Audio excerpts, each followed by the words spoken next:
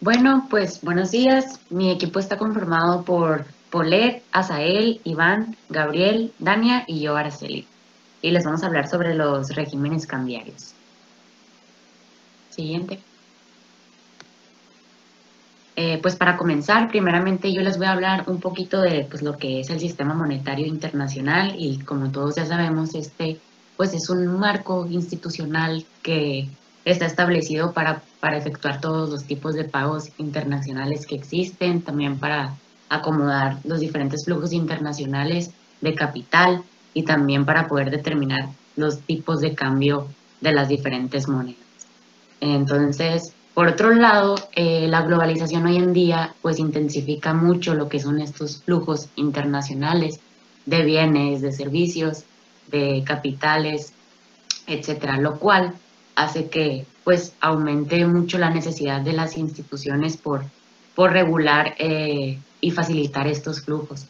Entonces, pues el sistema monetario internacional ha evolucionado muchísimo con el paso del tiempo y adaptándose a las nuevas realidades y desarrollándose y tiene que seguir evolucionando para poder adaptarse muchísimo mejor a las exigencias que va a tener o puede tener la economía mundial, que porque pues esta siempre está en constante transformación y desarrollándose, entonces de manera que mientras más rápido cambie la economía mundial, va a ser mucho menor el tiempo en cualquier tipo de arreglo internacional dentro de las finanzas. Siguiente.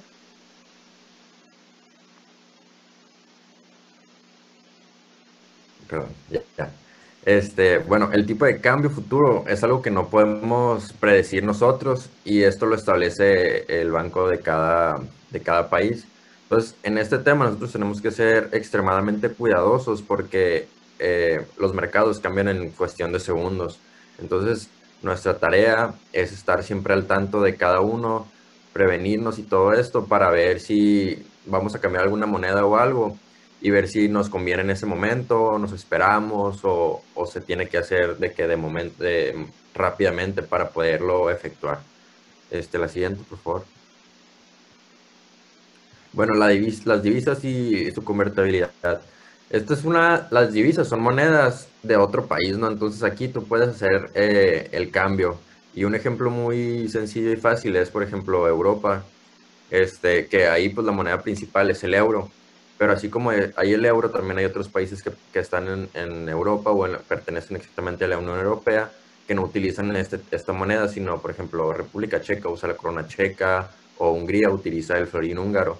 Entonces, si tú vas de viaje, tienes que empezar a ver qué tipo de monedas están utilizando en este tipo de países para poderlo hacer. Al hacer esto, tú ya empiezas a comprar cosas y todo eso, y eso le da un beneficio al país. O sea, empiezas a trabajar en su comercio y obviamente sus mercados empiezan a aumentar, por lo que es algo bueno para cada país. Un ejemplo de una moneda que no es convertible es la Naira, que es de Nigeria. Esta moneda no se puede convertir y no entra en las divisas para poderla cambiar por otra. Sí lo puedes llegar a hacer, pero no conviene absolutamente nada, aunque tiene una tasa muy baja y conviene para el país, pero nosotros no. Al momento que nosotros hagamos el tipo de cambio de nuestra moneda, en este caso pesos mexicanos, a la moneda de Nigeria, que es el Naira, no nos va a convenir nada porque la moneda es muy baja, entonces, pues va a bajar demasiadamente la cantidad de dinero que nosotros tuviéramos para poder utilizarla, por lo que no es nada recomendable, aparte que no se puede. Siguiente, por favor.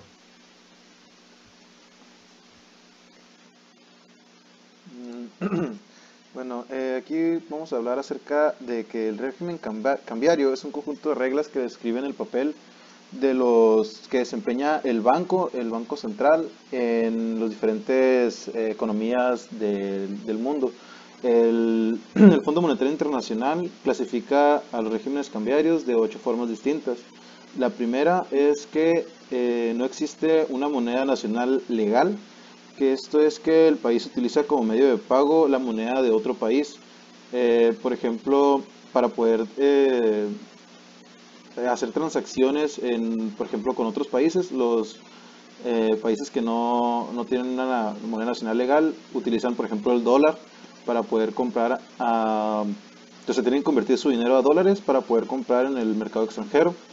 Otro es el Consejo Monetario, o se le puede decir Currency Board, que es que la moneda nacional es convertible a una tasa fija, a una moneda fuerte. Es como lo que venía diciendo ahorita, que es que se tiene que traspasar, por decir así, si es peso a dólar, para poder comprar en otros mercados extranjeros.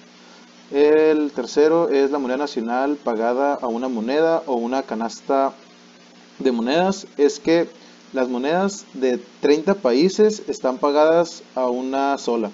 Esto viene siendo que una región o un conjunto de países están unidos para poder, o sea, con la misma moneda. Esto puede ser el caso de la Unión Europea, donde tienen la mayoría de los países pues se rigen por el euro y esa es la moneda con la que hacen comercio.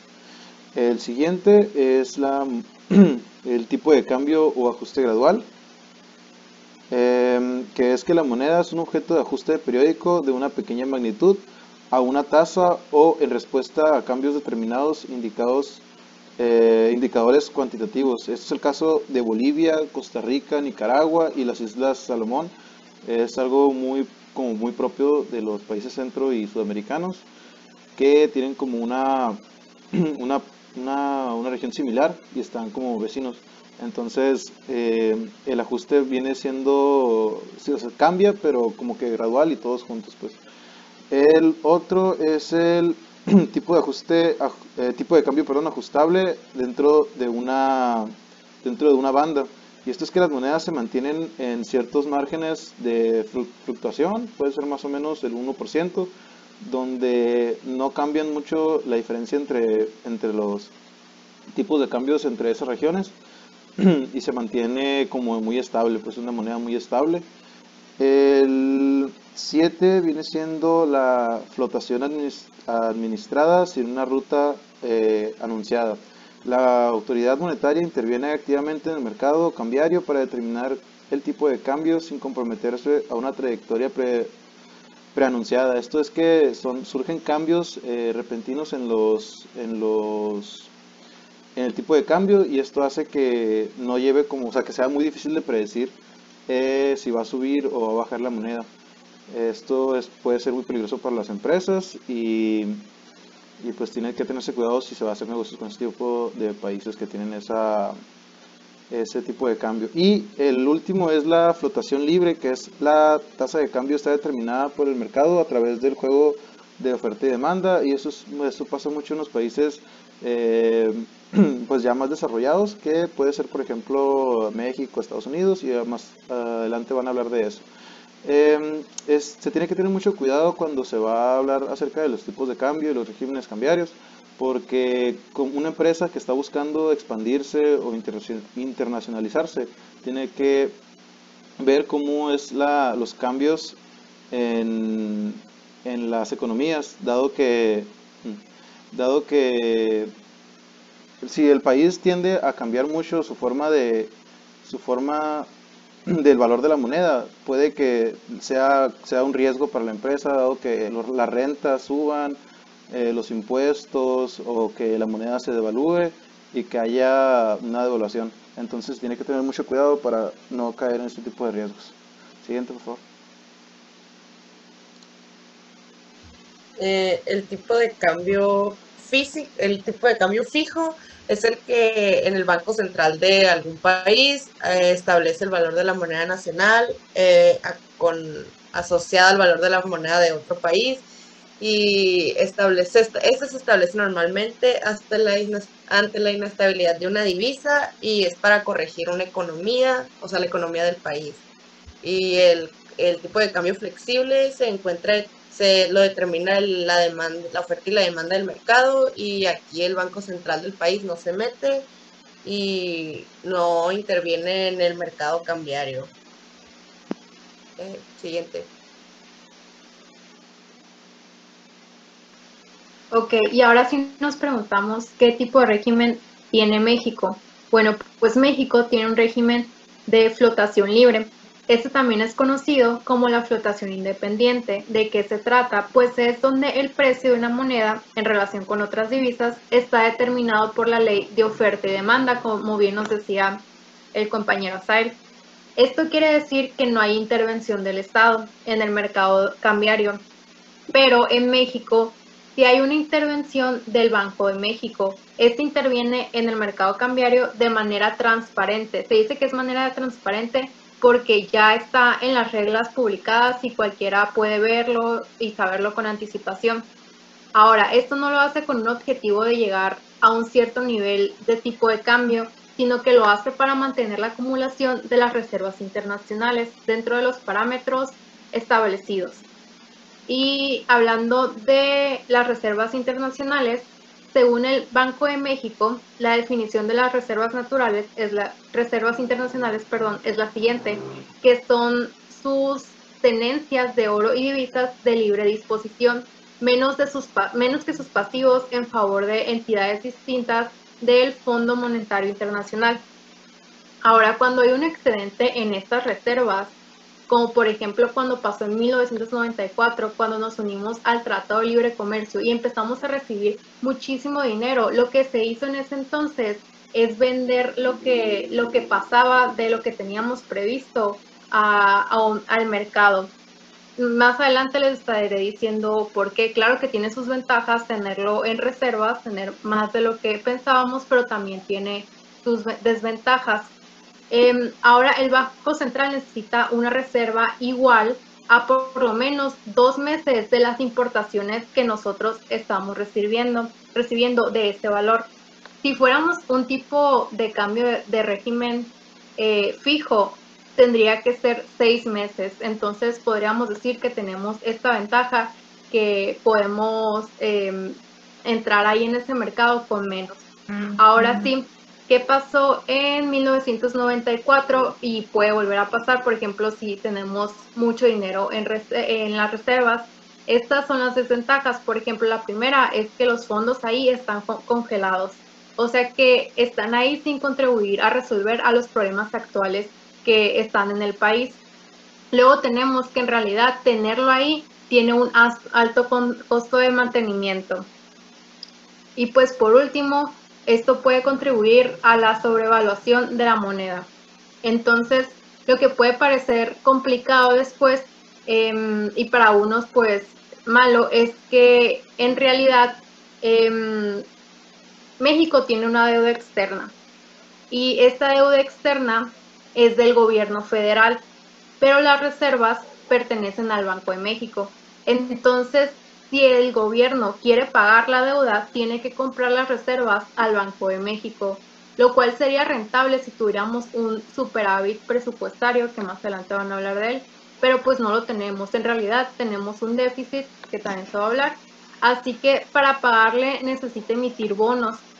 Así, la reducción de la deuda externa aumenta la deuda interna, pero reduce las reservas internacionales. Así que para evitar esto, la oferta monetaria da como esos bonos al Banco de México y este puede comprarlos en el mercado abierto. Y pues como después tenemos que el banco, en conclusión, es como nuestro acreedor, pero tenemos la ventaja que no es un acreedor que nos va a estar presionando, nos va a estar subiendo los intereses y demás.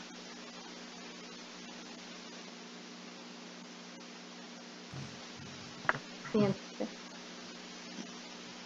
Bueno, ahora vamos a hablar de lo que es la devaluación y la depreciación, cuáles son las diferencias entre estos dos conceptos. Desde un punto de vista económico, ambos conceptos significan lo mismo. Significa que una moneda en comparación a la otra se baja su valor, se deprecia, se devalúa. Sin embargo, la diferencia entre la devaluación y la depreciación es que la devaluación se da a causa de una decisión política. Es decir, que al momento de que un gobernante o político importante del país toma una decisión que afecta a la economía del mismo, y esto causa que la moneda se deprecie en comparación, por decir, del dólar. se devalúa en comparación del dólar, mientras que la depreciación se da por la misma naturaleza del mercado. ¿Por qué? Porque el comportamiento del mercado está causando que la gente vaya y compre más dólares o más euros o más libras que pesos, por lo cual al no haber demanda de lo mismo, se pierde el valor de la moneda. Y del otro lado tenemos lo que es cuando una moneda se aprecia. Cuando una moneda se aprecia es lo contrario a lo que se acaba de explicar, es que una moneda sube su valor en comparación a una moneda o a la base del mercado. Ahora tenemos lo que es el equilibrio interno y el equilibrio externo. El equilibrio interno se alcanza cuando el pleno empleo de los recursos de un país coexiste con la estabilidad de los precios. Es decir, hay empleo y no hay inflación. Se mantiene, es una economía estable, es una economía, no tenemos tristemente aquí en México, o sea, hay mucho desempleo, hay constante inflación, por lo tal no podemos decir que lo tengamos. Sin embargo, varios países europeos, llámese Noruega, Alemania, sí tienen un equilibrio interno. En cambio, el equilibrio externo se da cuando se da un equilibrio entre el déficit y el superávit. Es decir, un déficit es cuando yo importo más de lo que exporto, o sea, o bien gasto más de lo que tengo. Y el superávit es cuando yo vendo, pues más de lo que, no más de lo que tengo, pero cuando se estoy vendiendo más de lo que importo. Entonces, podemos poner un ejemplo para que haya un equilibrio externo. Puede que yo tenga, como México como país, yo tengo un superávit, un déficit en la importación de celulares de -5, pero tengo un superávit en café, la exportación de café, de +5. Entonces al comparar los dos me da 0. Ahí es donde se alcanza el equilibrio externo de la economía del país. Y a continuación uno de mis compañeros va a dar una conclusión sobre el tema que hemos estado exponiendo en estos minutos. Bueno, pues con esto nos dimos cuenta que cada país tiene su régimen monetario y ellos son los que ponen las reglas como una base, ¿no? O sea, cada banco lo pone de cada país dependiendo. Y creo que con lo de la pandemia nos empezamos a dar cuenta más de cómo funciona porque empezamos a ponerlo en práctica. A veces que queríamos obtener algún producto que no estaba con nosotros o que está en otro país o lo que fuera, ¿qué hacíamos? Lo buscas por internet y pues te llegaba, pero el precio te salía en otra moneda. Entonces ahí, ¿qué empiezas a hacer?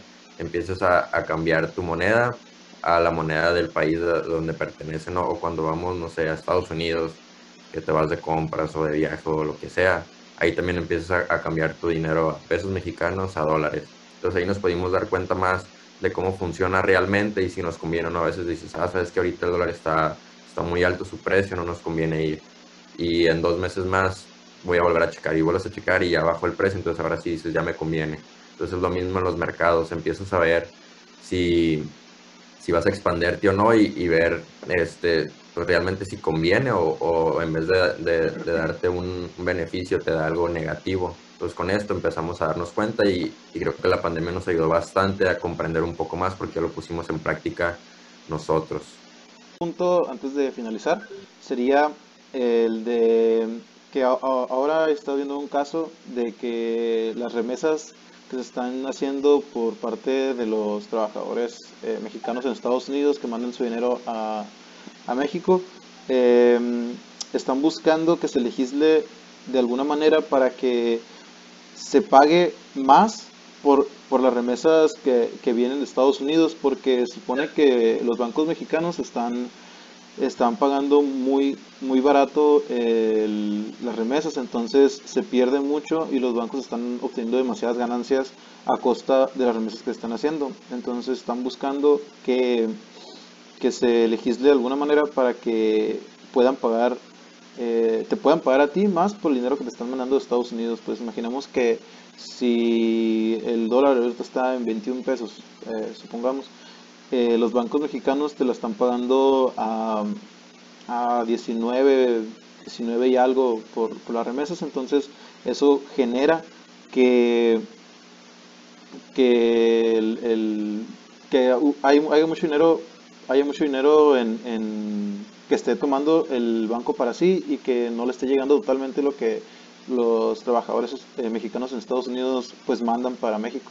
Entonces ahí vemos un ejemplo muy claro acerca de los tipos de cambio que hay y cómo se manejan las diferentes economías dentro de este proceso. Y pues es algo que se tiene que checar también, por ejemplo, cuando uno internacionaliza su empresa. Ese es un poquito el ejemplo. Y pues ahora sí sería todo. Muchas gracias.